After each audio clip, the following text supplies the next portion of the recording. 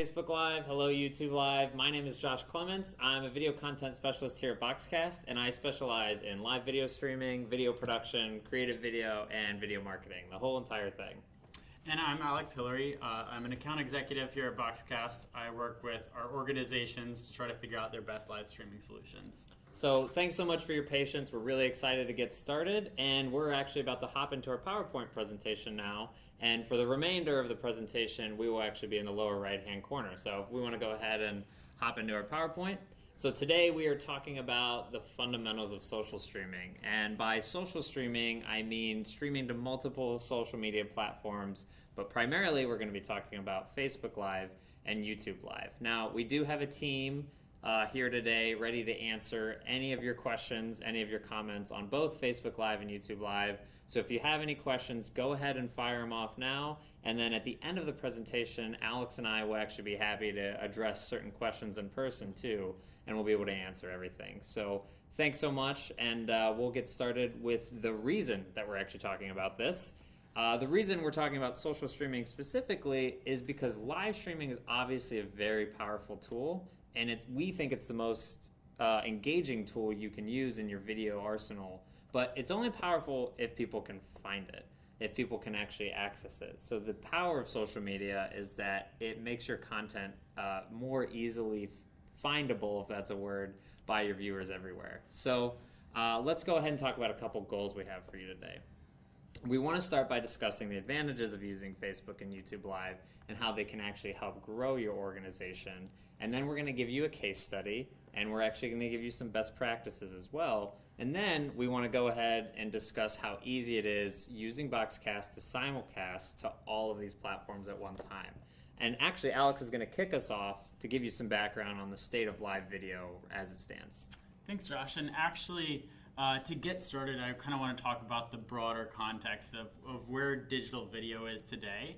And that is that we've seen digital video as a really engaging form of content on the internet. And organizations and companies are realizing what an engaging platform video can be. And it's that case because you have people and you need to keep them engaged. And we found out that video content kind of captures people's attention, it draws them in, and keeps them focused on your content. So what we're realizing, industry experts actually say that by the next 2 years, we're going to see 85% of search traffic driven by video, which is pretty crazy to think about.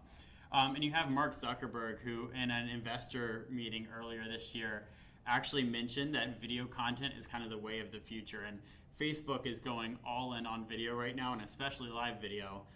But it's because they see that high level of engagement. And Facebook, they collect data on everything. So they're collecting data on posts and blog posts and everything to try to figure out, which forms are the most interesting and engaging. And they've decided video is kind of the way to go. And it makes sense, too, because I think they say something like 60 seconds of video is worth over 1 million words. So it's just such a powerful tool. Yeah, absolutely. And so kind of to build on that, live streaming is the most powerful way to create video.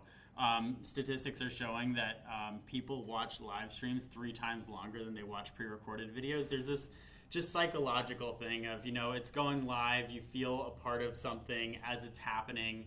That makes people a little bit extra connected to what's going on. Yeah, if you can't be there in person, then being there live is the second best way. Yeah, absolutely. And actually, same report, industry experts are saying that live streaming will grow by 15 times in the next 5 years, which is something just like crazy Insane to think about. So it's clearly becoming a big part of everybody's digital strategy, and that's kind of why what we're talking about is important today. Cool. Thanks for that background. Yeah, so let's go ahead and jump into our first platform here, Facebook Live. As I mentioned, Mark Zuckerberg really invested in live streaming, sees that as kind of the future of their platform there. And they launched Facebook Live spring of last year as kind of part of that initiative. And a clear advantage of Facebook for you as an organization is Facebook has over 2 billion monthly users, which no other social media platform can say that. And so obviously there's an advantage of this limitless audience that you have there that's constantly looking at content there. And so obviously your organization would want to tap into that audience. So one cool thing right now, because Facebook is pushing Facebook Live so much, they're actually sending out notifications every time you go live. So from Facebook's perspective, they want more organizations like you live streaming, and so they want you to be successful doing this. So every time you go live right now, the people that like your page are actually getting notifications that you're going live. So that really helps you reach your people, because they're already on Facebook, and if they're scrolling through the news feed, they actually see, oh, hey, this page that I like is going live. Maybe I should tune in. And that's a really cool opportunity there. Yeah, and because I know that because they're so favorable towards live video right now, they'll take live video content and they'll push it to the top of everybody's news feed instead of you having to scroll as often. So if you like a page and that page goes live, you're more likely than not to see that first before anything else, before even maybe your mom's or your sister's content even. Yeah, definitely. And so another advantage here for Facebook Live is the idea of shareability. And this is an advantage of any kind of social media. When you stream something live, people react to it, they like it, they comment on it, and they share it. And Facebook can really help you, go viral and expand your audience. Because every time somebody is, engaging in that content, they're reacting to it, or sharing it, it reaches even more viewers. So you can actually continue to grow your audience. So maybe somebody that likes your page decides that your live stream's really cool. They share it out to their friends, and all of a sudden you have a new audience that says, hey, this content they're putting out's really cool. Maybe I should go in and like this page and watch some more of their content down the road. And that's how a great way to grow an audience. And so an example of that here, I'm sure many of you are familiar with Tasty Videos. So Tasty is that company that puts together the fun little videos. They do both They're like overhead shots, right? Yeah, exactly. They have pre-recorded videos and live videos of like putting together cool ingredients and making these like super yummy meals that make you want to make them right away. So Tasty, and you see them all over Facebook. And the reason they've been so successful is because they've realized these advantages of Facebook, the shareability aspect of it, and they've really, taken advantage of that and grown their audience and continue to reach more and more people. So they have a YouTube channel as well, but it grows at a fraction of the rate of their Facebook viewership, which is growing at 4 million new followers a month, which is just insane to think about. Yeah. But they're taking advantage because people are reacting to their videos and sharing them with their friends, which is pretty cool there. So I guess when it comes down to Facebook, it's actually cool because Facebook can be great for so many different types of organizations. I mean, if your organization has a Facebook digital strategy at all, live streaming should be part of that going forward, just because it's going to reach so many more viewers than your average post, your average article that you share. So whether you're a church or a government, community organization, media organization, you should be thinking about using Facebook Live. If you have an audience or want to build an audience, Facebook Live is a great way to go. And if you want some inspiration of the wide variety of Facebook live streams out there, there's actually a really cool map, and we have the link right here. Yeah. You can check out what live streams are going on currently. So it's like this cool little map. You can click on different cities and kind of see the wide variety of content, how many viewers it's getting, see things like that. Yeah, it's pretty cool. You can check in any part of the world, and you can get ideas for live content for yourself, and you can see anything. So that link is, what was the link again? Here's, let me jump back right here. Facebook.com/livemap. So if you want to check out and get some inspiration or some other ideas, you might also see some really goofy things on there too. So it's a great way to be entertained for an hour. But yeah, that's the place to go. So now we'll talk about YouTube Live. And if you're just now tuning in, I want to give you a little bit of context. We're talking about both Facebook Live and YouTube Live, and we don't see these things as mutually exclusive. We actually think they go together very well. They're almost like siblings. So the YouTube Live strength is just as similar to Facebook's live strength, except Facebook, when you're on Facebook, you're kind of there in a social way. You're looking at what other people are doing. you're kind of checking out what your friends are doing, and you're kind of scrolling. Whereas YouTube Live strength is in the fact that it's the second largest search engine. So next to Google, next to going in and typing in on something on Google, YouTube Live is the second largest search engine with 1.5 billion monthly users. So they both have billions of users on them, which means they're both a great place for people to kind of serendipitously come in and discover your content. So that's a really powerful tool. So if you think of Facebook Live as where your community lives and where people that already like you are going in to check out your content, you could see YouTube Live as a place for people to kind of stumble upon your stuff. I know that's how we've grown our YouTube following, is just through inbound methods and through people actually searching for things and kind of bumping into our stuff. So it's a great way to grow your community already that you already have by inviting in new people. The other reason we like it is, I'm sure you see here today, we have an embedded chat feature that you can go in and you can kind of type in questions, and then your hosts or your moderators, like we have today, can actually go through and answer questions for you. And then the thing we really love about it is the fact that every time we go live with a video, at least 400 people get notified that we've just gone live. So outside of our marketing efforts to promote our own live streams, even if those fail to reach certain people, we still have our subscriber base that gets last minute notified when we go live. And that actually ends up accounting for a ton of our viewers that end up checking in just last minute. So it's really good for us. So if you're wondering about like what is YouTube Live good for, I would say its best purposes are for webinars, daily vlogs, where I'm sure you've watched those before, where people just kind of check in and update you on their life.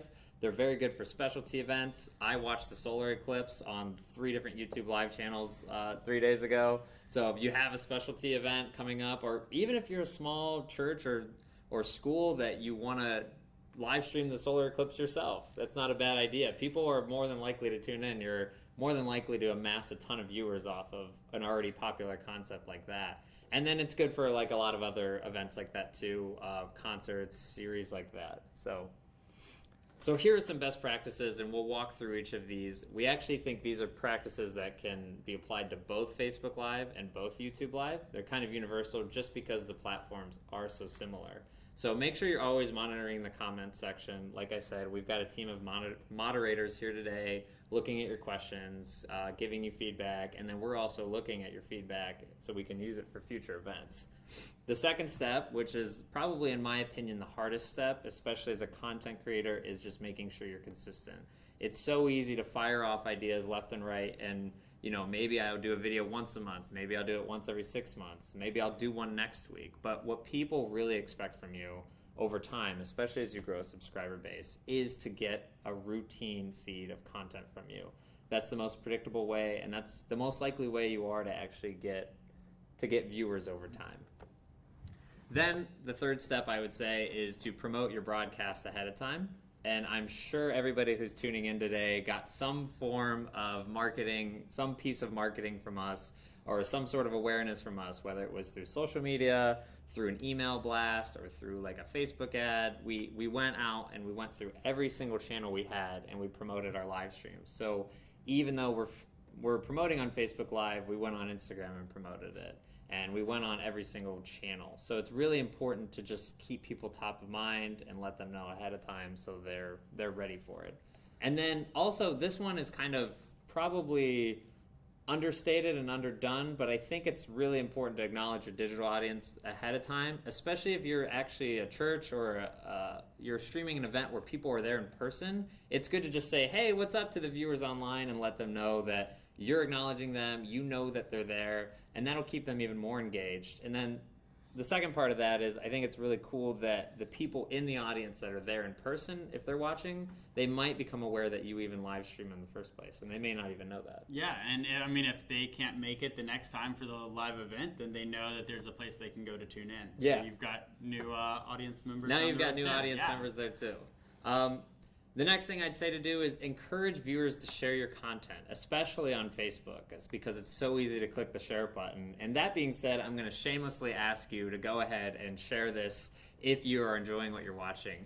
But that's the best thing to do while you're on Facebook Live. Even if you're a pastor or a speaker on stage or a CEO of a company, just tell the people watching online to share it. I mean, you wouldn't believe how far that can go and how many different people that can reach by 1 or 2 individuals just sharing your live streams. And then make sure you test ahead of time. This is super important. This applies to any live streaming method, but especially on your social channels, it's really important to test and make sure that you can go live with those channels, that all your accounts are linked, that everything like syncs up, and you don't want to go live and have problems like the second you're live and then have viewers disappointed. So following that, analyze your viewership results, get feedback from your viewers, look at when people are watching, how many people are watching, what devices they're watching on. I know Boxcast, Facebook, and YouTube all have analytics features that will allow you to get as much information you want out of your live streams, whether that's geographic, demographic, or the device they're watching on and when they're watching. And then last but not least, Alex made a really good point to me the other day that longer content is actually better because in the social world, people are hopping in and out of Facebook every other minute. So your hard start time of 12 o'clock may not be somebody else's tune-in time. So if you actually only have a 5-minute live stream, the window of time that you have for people to actually hop in and watch is much shorter than if you were to go for an hour. That's not to say to keep talking and rambling for an hour, but longer content in a live sense can be better. Whereas with post-produced video, we always preach that 60 seconds or 30 seconds or 15 seconds is better. But with live content specifically, don't be scared to stretch it out a little bit because that'll just get you more viewers. Definitely, and think about it. I mean, we just asked you to share the stream with your friends, and I mean, if we were wrapping it up right now, your friends wouldn't even get to see any of this content. So by having this longer webinar here, maybe they get a chance to tune in, get some takeaways as well, even if they missed the first part. Yeah. So there are some limitations when it comes to these platforms. So there's a common misconception, especially with Facebook Live, that Facebook Live, you just pull out a phone, you stream, and it looks awesome. And that's honestly just not always the case. You actually look at the Facebook Live map, you will see tons of low quality streams of people that have tried to do that. And if you actually look at the organizations that are using Facebook Live the best way, you look at Tasty, they've got a big production setup running behind the whole scene. So we'd really recommend thinking a little bit more in depth about your production setup. Whether you're using a phone or whether you're using HD camcorders or an even bigger setup with a video mixer, really think about the network connection, the audio that goes into it, and the picture quality, because you really want to do this the right way to make sure you're maximizing kind of its use there. And it doesn't have to be expensive. We're actually the masters of getting the most out of your budget. So again, following this webinar, reach out to us and we'll be happy to help you get the most out of your budget for streaming. Definitely. Another thing to be aware of is music licenses. So if your organization, for whatever reason, plays music during events, maybe you have the rights and the license to do that. But when you're working with a YouTube or a Facebook, they're giant organizations. There's tens of thousands of streams going on at once. They don't care as much about your particular stream, but they do care about copyright law. So, if they pick up in their algorithms that you're playing music, they don't go in and ask, hey, do you have the rights to this music? They'll just go ahead and shut off that stream. Yeah. So that's something to be super aware of because, again, these are large companies that are, don't always have, your best interests in mind there. I've streamed concerts before that I got permission from the artist to go ahead and stream their content, and they said it's fine, we can put our music out there, we have no problem, but Facebook and YouTube still took them down just because they're not aware of the artist's permission to me to stream the content. So since they're a 500-pound gorilla, they just go through the algorithms and then they shut it down and it's done. So you do have to have a backup site that you can have viewers directed to watch your streams. Yeah.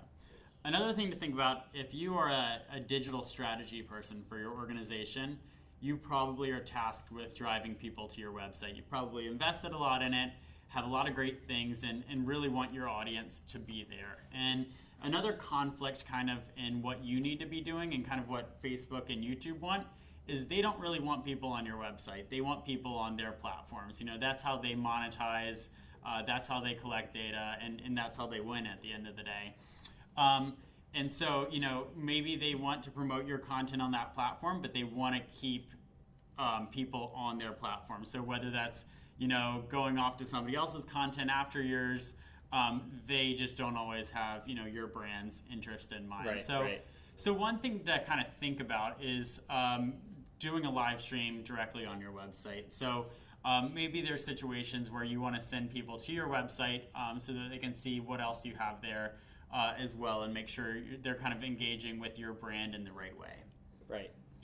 And lastly, right here, so say you understand the value of Facebook Live now, you get YouTube Live, you want to do them both. Well, once you start to really think about bringing in different platforms, the setup can kind of start to get a little bit tricky. So, once you want to send one stream to Facebook Live, you've got to get that started. You've got to send another one to YouTube Live and get that started separately. That can be a little bit difficult. So a solution for that is called simulcasting. And Josh is actually going to jump in here and kind of explain what that means. So the power of simulcasting, it sounds like a big fancy word, but really all it means is taking the content that you have and spreading it to every single platform that you possibly can, and just casting your net as wide as possible so you can get as many viewers as you can. So the term simulcast, like I said, broadcasting to multiple platforms at the same time instead of broadcasting to one and making viewers come and find you. So at Boxcast, we actually make it extremely easy for you to simulcast to tons of different places. Our most popular ones are Apple TV and Roku, which is really good for people at home watching on big screen TVs. And then we also let you simulcast to Facebook Live and YouTube Live, and all of these are at the same time. So just to reiterate, that's one stream going to 4 different places at once, and that's just making it possible for you to get as many viewers as possible. So in order to kind of give you an example so you have a frame of mind of what this means, I want to give you a little case study about a customer of ours who are called the Long Island Ducks. The Long Island Ducks, they're a professional baseball team in the Greater Atlantic Baseball League, and they've done a great job with simulcasting to 3 different places. To give you some context so you kind of know the size of their audience and you can compare it to your own, so you don't think, oh, I have to get this many viewers, or I should be getting this many viewers. They have 27,000 Facebook page likes and 1,600 YouTube subscribers. So that gives you some context about how many followers they have in general. So the Long Island Ducks actually simulcast to 3 different places. They simulcast on their website, they simulcast to Facebook Live, and then to YouTube Live.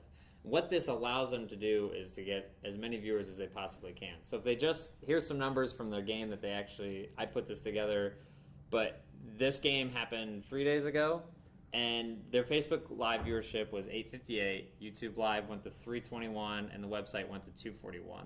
Now, that helps them net 1,420 views for one game. If they just stream to one place, then they may not be getting, that many viewers. So, I mean, you could make the argument that, oh, well, their super fans will find a way no matter what to get to it. And I have heard the argument, and I do somewhat believe in, well, if content's good, it'll find its way to people. But you shouldn't make it hard for people to find your stuff. And you can see here in this case study, kind of putting it in 3 places at once just helps amass the viewership, helps keep their brand strong, and has helped them grow their brand since they've started simulcasting. They've seen some pretty good growth in viewership and engagement since they've gone to several platforms at the same time. So, to make this actionable for you, I just want to show you, I'll take a couple minutes to show you just how easy it is to do that from the Boxcast dashboard. And I'm actually going to open up my laptop here, and we're going to check it out.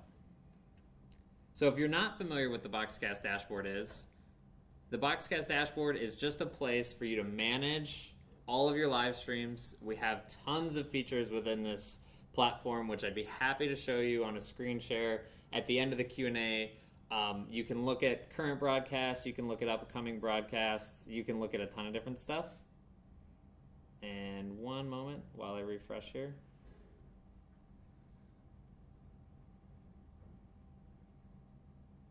Thanks for your patience.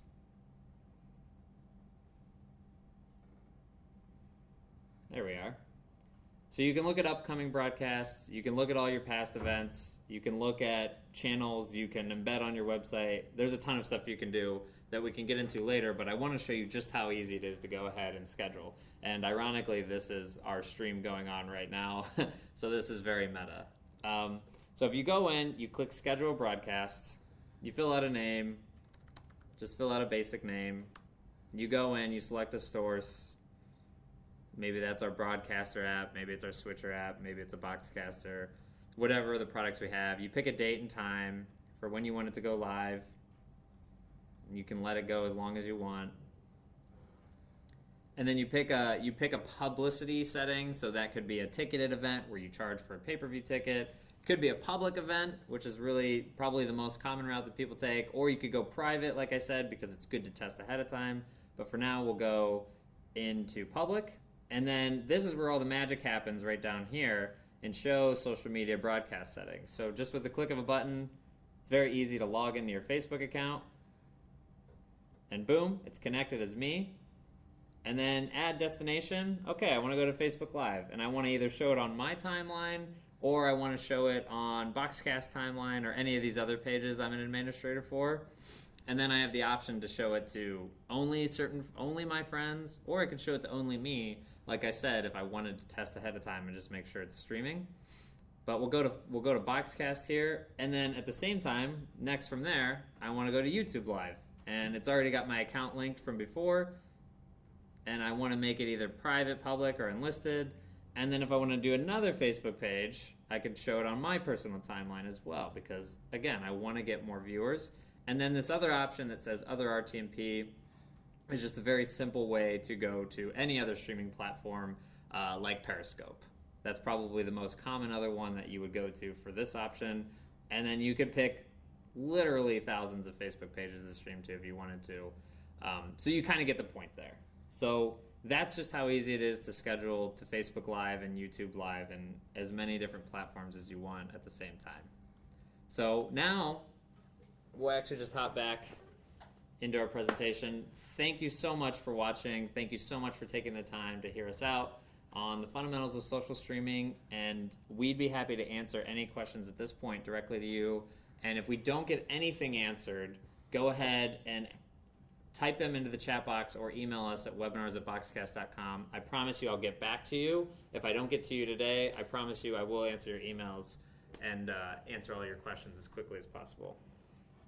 So we'll go ahead and switch back to us. Hello, welcome back. It's good to see you guys.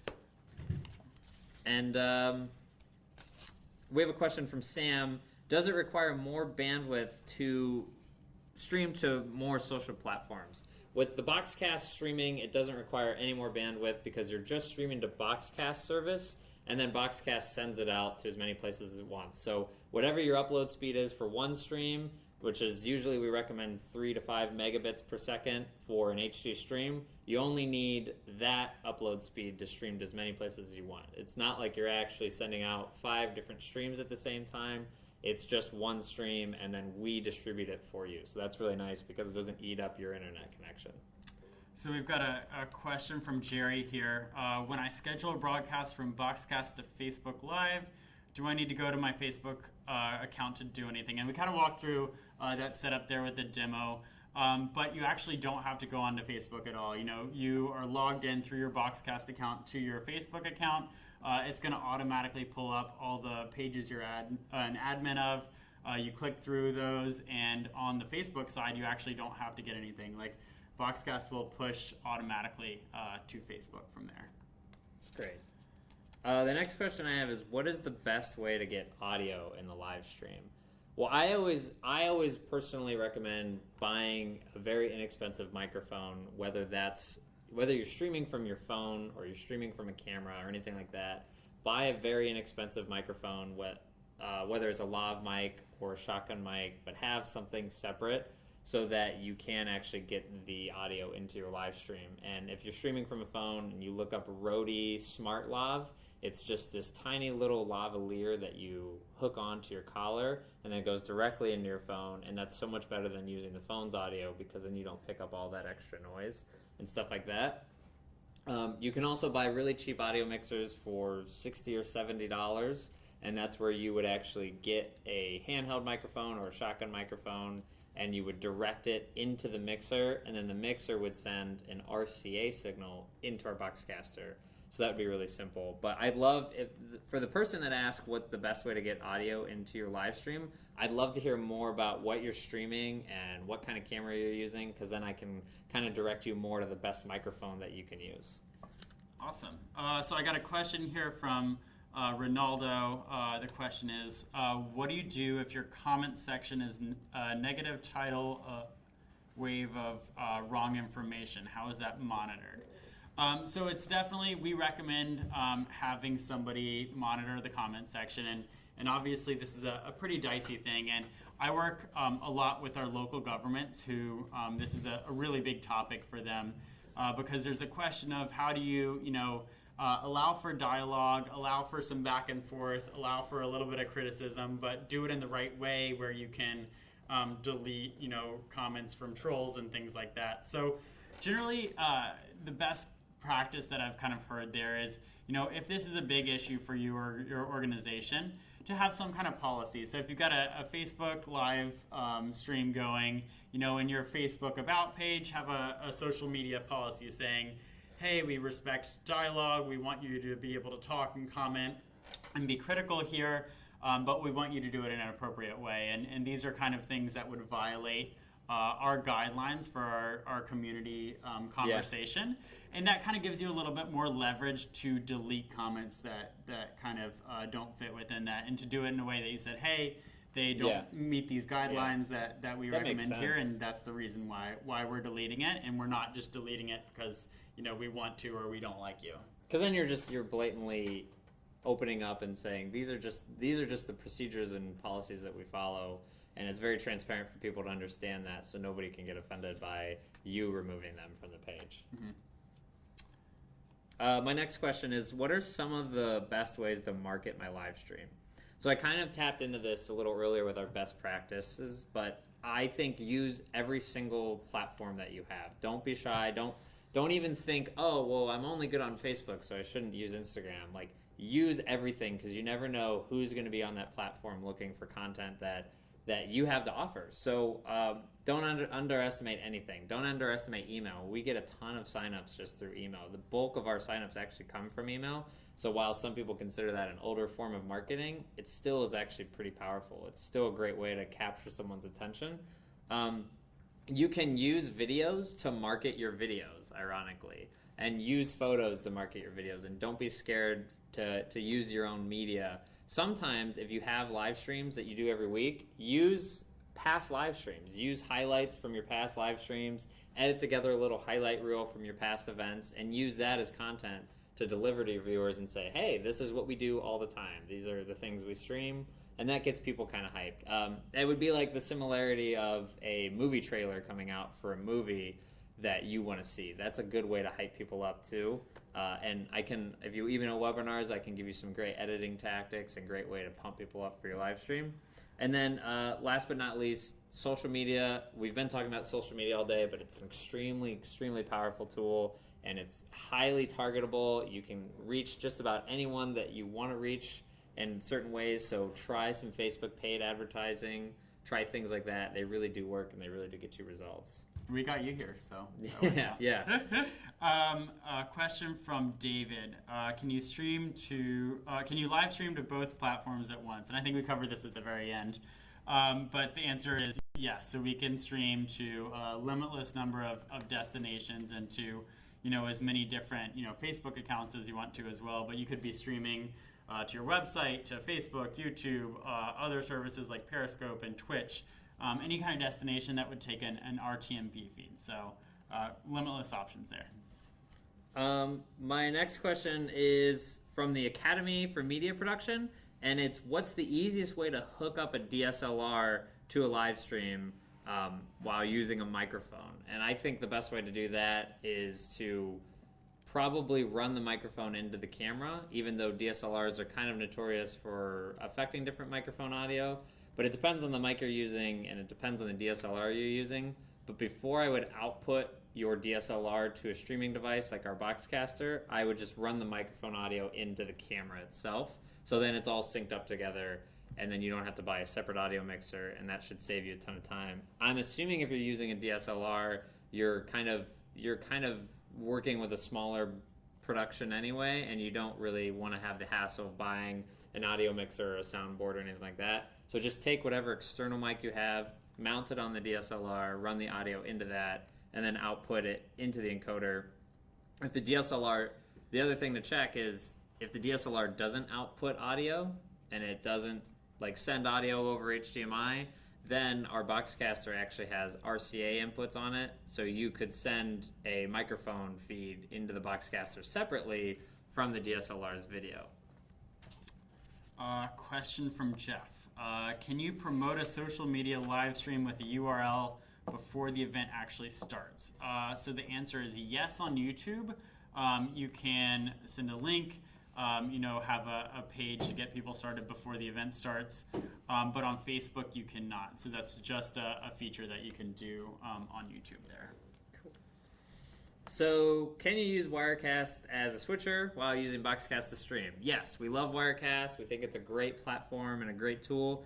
You just simply send from your Wirecast software to Boxcast either over RTMP, or you'd come out of your laptop here with an HDMI cable and you'd go directly into your Boxcaster. And it's actually a really easy setup, and we can talk to you just about how exactly that works. But yeah, Wirecast is a great tool for live switching for live streaming. And then I think my last question is from David. How many cameras can be attached to Boxcast during one stream?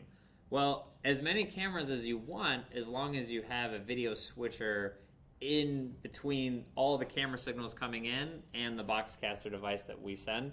So a video switcher is just a device that takes a ton of different camera feeds, and it allows for a director, aka you, to pick which camera angle you want before you would go to the Boxcast streaming service. And then you would have a live mixed video of all your different camera angles, and that's how you put on a really good show. So, Awesome. Are there any other questions? I think we have a couple more coming in. In the meantime, we'll install crickets chirping. Oh. Would using Boxcast require less bandwidth than streaming to YouTube and Facebook separately? Boxcast is actually a more efficient way to send video information over the internet than YouTube and Facebook separately. You would need double the amount of bandwidth to stream to YouTube and Facebook Live at the same time, whereas Boxcast, you would be streaming to one service and we'd just be splitting that out for you. So that's actually a way more efficient way to stream to multiple social media platforms. It would cut your bandwidth needs in half. And that's it. So thanks so much again for tuning in. We've loved the opportunity to talk to you guys a little bit. Like I said, if you have any other questions, we'll be happy to answer them at webinars@boxcast.com, and we're here at any time, and we're super helpful. So Thanks so much. thanks. See y'all. Bye.